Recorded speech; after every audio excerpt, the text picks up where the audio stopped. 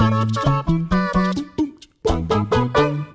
everybody, welcome to WhatCulture Gaming. I'm Scott, joined by Josh. Hello. And there are two massive stories to break down. Now, one involves Destiny 3 leaking, which we'll get to, but another one involves a catastrophic amount of loss on behalf of Gamestop. Loss? A massive loss, a massive financial fiscal data loss of $673 million. That's a lot of dollars. Across the last year. Now, I think this is pretty much just a leaping off point to discuss the general sort of state of brick and mortar stores and the way that we all consume video games in general. What are your general thoughts? Because I'm not that surprised. Yeah, that's it. I'm not really surprised. It seems like a long time coming. Like, even last year, they made a profit of about $34 million, I think. Right. So to see it decline so substantially, that's a humongous loss. And I'm not entirely sure why. I think some of the reasoning was like, it's coming to the end of the console cycle, just like it did in the last generation, where a lot of the sales were down. But we had some huge games coming out last year. So I think it's more of a push towards just digital in general and like the flippin' Orwellian thing that is Amazon and just buying all your games and everything you would ever need from their online store. I was so glad to see that that big blimp thing was fake. If you guys haven't seen the Amazon blimp thing, then apparently it's fake. But the fact that Amazon have, like, the fact that we believed it at all kind of is testament to the fact of how massive Amazon have become. But also I think this generation has just embraced digital so much more, like digital storefronts and the idea of preloading your games. Like, one of the things that puts me off buying physical is that they're just not reliable. Like, I can't, if I buy something, even if I pre-order it, like a physical copy to arrive on launch day, chances are it won't do. It'll be the day later, and then I'm just sitting there on launch not getting the thing. Whereas at least if I go digital, I'm guaranteed to play it at midnight, without having to, it's literally just like basic stuff. I don't have to drive to a place to pick something up. Ease of access, jumping between multiple games and stuff. I used to always like put so much value in a physical collection, but I just think the way that the industry's gone, I don't as much anymore. I don't know where you're on that. See, I still do. I still love buying my physical copies. I love my collections, but at the same time, it's just becoming more difficult and more useless to kind of have them. Like, for one, I don't have the space for it anymore. And two, it's like, there's no benefit from me going out to game, whose prices are very expensive in the UK, because they're just the same as what I would buy online anyway. Like, it's just more convenient and easier. Like, if I would buy a game, I wouldn't necessarily go out to a game shop to buy it. I would get it, like I just said, from Amazon or something like that, and then I can have it in like 2 hours. They can deliver it to me, with and a drone. The convenience is there. But yeah, it just seems to point towards like digital. Like a lot of the games I get now, if I don't get them for review or if I don't get them brand new at whatever price, I'm just waiting until like hits the sale on PSN or like one of those online stores and then just downloading it from there. We could talk about as well, like one of the things that they've said in terms of like an initiative going forward is that they're gonna like reapproach the way that they think of pre-owned games. Like that used to be such a massive thing that we all did when we were growing up. Is, you know, you play your favorite game, you trade it in, you get a decent price for it, and you put that into something else. Something the game used to do back when I was growing up was just, if you kept the receipt, you could trade your game back in within 7 days. It was worth the full amount, so you then just switched it for something else that's brand new and kept going. I get that that's bad business overall for the companies because they're only getting that full figure once, but it was really good for the consumer. But it's maybe potential policies like that that might actually encourage people to go physical instead of digital. I was out in game a few weeks ago. I know we're talking about game and not GameSpot, but like we're just lumping all those brick and mortar stores together for now. I was out in game the other week buying a new controller because mine had broke, and I looked on like the sort of the refund policy, and it was like, if you open this box, you're just gonna have to trade it in. Like there's no way for me to like test it out or make sure it's all right. If it's broken, that's not on them. That's apparently on me, and I just get credit for it. It's like, why would I want to buy it from the shop when I could just buy it from somewhere else, and then I have this refund to like fall back on if I need it. It also speaks to like Sony have just implemented a digital refund policy, but it's only based on pre-orders. So it's even if you start the game and it's complete toss, like it's some broken glitch fest, then you're still stuck with it. So it's like that sort of general idea of like, obviously it made sense for the industry to do away with pre-orders and to, you know, make you pay the unit price and keep the thing that you bought. But that's kind of had the long-term knock-on effect of just making everyone just reinvest in digital stuff and not bother with the physical side of it. Which, like I said, that's been their plan. That's kind of their plan all along. Because they removed the competition, they removed the brick and mortar stores, and they like dictate the pricing, and we're just stuck with whatever's on digital. It's been so weird to see like these brick and mortar stores change over the past 5 to 10 years. Like none of them are just sort of exclusively game shops anymore. Want some pop vinyls? Yeah, exactly, loads and loads of figures. pop vinyls. Then like a lot of these stores now have like gaming booths in the back of them and stuff like that. They sell you t-shirts, they sell you a load of other things, which is good, and I think that's a way for them to thrive. But I remember when it's not a game shop, but HMV had to be bought out again at the end of last year. And their new policy is, right, we're going to not focus so much on like films and Blu-rays and DVDs because that's a dying market, and instead we're going to invest more heavily into music and vinyl and become a kind of like collectors. Like there was like a vinyl resurgence for a while, but you see them kind of like grasping at straws. Like to go back to like, you know, game stores. Obviously we keep mentioning Game, but that's the UK equivalent of GameStop for the most part. But GameStop as well, like they used to own Spring Mobile, which is like, you know, in Game as well, also sell mobile phones, and like they have all the different collectibles, the pop vinyls, the like some of them have comic books and stuff in. It's just, it feels like it's you know, one of these things will get you kind of thing, and it's like, okay, why am I going to this potentially dedicated shop if it's not for a dedicated product, when there is these digital storefronts that'll literally give you, well, on current internet speeds within 7 hours. Yeah. But maybe, like, you know, what like, are they really offering? I know back in the day when you used to get a box game with a manual in it wasn't like, you weren't getting like loads, but now you just get the box in the disc.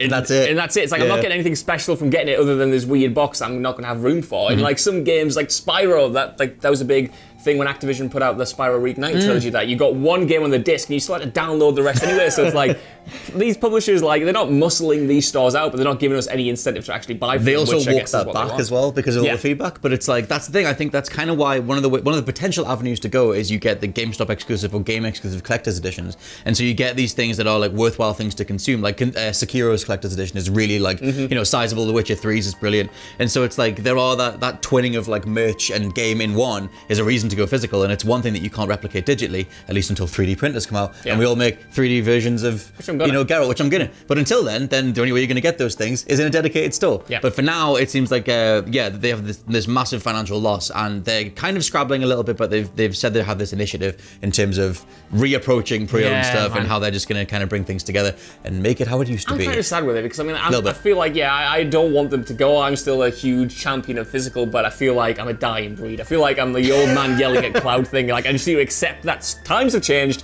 Maybe. I'm gonna move on with them. It might just be inevitable. Speaking of inevitable, come on, then. Destiny 3 has leaked. Johnson Destiny. So this is the thing. This comes from a leaker called Anon the Nine, who is one of the two people who, the other one's called Shadow of the Nine, or Anon the Nine, that has leaked a lot of other Destiny stuff in the past, which is why people are taking this with just sort of general confirmation. It was always inevitable that they were going to do more. Until Bungie left Activision, they were always on a 10-year contract anyway, so something like Destiny 3 was always in the works, and this leak says that yes, Destiny 3 has been in development for quite some time. But interestingly, they're going to go all out with the RPG stuff. Quote unquote, balls out. According to this leak. And so that seems like it kind of makes sense to me, because for me, this is going to be the last Destiny game. For me, I think that, you know, they got out of their 10-year contract, they're on their own, they kept the IP, they clearly want to do something else, being that their reaction to leaving Activision was popping champagne corks literally in the meeting rooms. So I think for them, they do right by the name, they do right by the fans, they do Destiny 3, they make it a full-on RPG, and then that's it, and then they do a new IP after that. Yeah, I think you're right. I think, like exactly what you said, they're apparently doubling down on the RPG elements, they're apparently making it more for the hardcore and people who want to invest loads and loads of time into it, like people did with Destiny 1, but give them the robust experience. And I do think you're right that when they split with Activision, they promised that they would sort of continue supporting the Destiny universe, and I think they do give sort of like the fans like the proper Destiny game they've been waiting almost 10 years for, and then they can still kind of like support it while they move on to something else. Maybe that'll be when they finally nail this dream of having one single game that can survive for a long time with just with like the occasional like update, maybe not as big as sort of like, I don't know, like Taken King and stuff like that, but just the occasional update to keep those players like in there while they work on the next IP. So one of the only new features that I can pick apart, there's a lot of lore stuff in there. So if you're a hardcore Destiny fan, you know your lore, you know your speakers from your collectors, from your travelers and all that type of stuff. I sadly don't. I did for a bit back in 2014, but I've kind of been lost off. There was a collapse and then there was a speaker and then there was the Guardians. Doesn't matter. One of the new things in here is that they're apparently going to be bringing in PvP and PvE modes in the open world areas. That's cool. Which is something that was always siphoned off. You always had the Crucible for the multiplayer, you know, the PvP stuff. But apparently in the open worlds, you'll be fighting other players to try and take territories. Which, like, in the leak, they had this conversation about it being not being too analogous to the Division Dark Zone, where people are sort of being like put together. They said it's not necessarily like that. But that was kind of like something that was brought up as an example. Yeah. But either way, one of the coolest things about Destiny for me was, especially in Destiny 2, was just how many, I mean, I quite liked initially all the treasure, the loot-based stuff, exploring, finding something new, you know, going on a big quest together. If they combine that with dynamic PvP stuff, where it's like all of a sudden there's a group just dropping in and all of a sudden you're in a PvP match, like that could be something that's not been done. That's it. I don't know when I should give up in Destiny, because I tried number 1, I tried number 2, and like I played them, but not enough to get into the lore, not really enough to get into like the gameplay loop. Like I love the shooting and I love exploring kind of like the worlds, especially in Destiny 2, but I've just never had that added hook, and maybe it's that PvE element, or maybe it's those RPG elements that I've been waiting for to properly like make me sink my teeth. I say that the thing, because I've been with it since day one, I'm always fast, because it's Bungie, and I'm like, I adore Halo, so I'm like, I'll really give it the benefit of the doubt. The weirdest thing going in, you know, trying a new save, because I've tried it on different consoles to try and get like a new player experience, and all those weird like onboarding processes is like, because they keep your character from the beginning, they have these weird things. If you say you bring a character back from an old game, they'll give you an item that gives you the level that you're supposed to be at for the new DLC or the new game. Cool. And so when you go into the quote unquote new game, it's like, here's a bunch of items, here's a bunch of stuff, and it's kind of like if you pick up your Warframe account, it's just like, here's a million pickups, and I'm like, what is sure I remember what's you even going telling on? me that when you try to get back into it, you're just sort of like, what is all this stuff? Yeah, and I just think even if you start as a new player, if you don't know the lore, like you still have like some of the older cutscenes that are a bit too like obtuse and stuff. You don't really pick up what the hell's going on, even though if you boil it down, it's light versus dark, good versus evil, whatever. But for Destiny 3, I think one of the things that would benefit them massively is actually wiping the slate clean and doing like Destiny 2 did, have a proper intro and a proper character focused intro kind of thing, and like, you know, reintroduce people to the world, especially if it's going to be more RPG focused, and just go down that route, like welcome new players, because Destiny's fandom has become this like hardcore group, and it's like, and they know what they want, obviously, but it's like the gunplay is so immaculate. If you just onboard people better, it would be phenomenal. I couldn't guess which way they go, because are they just going to try to please those fans who have bought into it for years and haven't quite got the experience they wanted to, or will they try to make it this big platform that, you know, brings those guys back, brings like people like me in who have never really managed to get into it, and then support it for years and years to come. So one of the other comments from this Anon guy was saying that a lot of the because initially Destiny was made for casuals, that was like his outline thing, but just saying that Destiny 3, well, apparently a lot of people who only dip in every couple of weeks will leave this game, according to him, which is an interesting pivot, because I think that is the fandom anyway. Like, I don't think of Destiny as a casual thing, even though it is so big. So I'm kind of just curious what Bungie think they have versus the, you know, the optics of the wider sort of gaming industry and everything else. But for me, like, they just need a way to get that gameplay to as many people as possible. Yeah, so I mean, it is delicious. Yeah, it's the best played thing that they've done, and it's just a case of making the lore not completely impenetrable. So maybe. Are they going to call it Destiny Free? Destiny Free from Activision.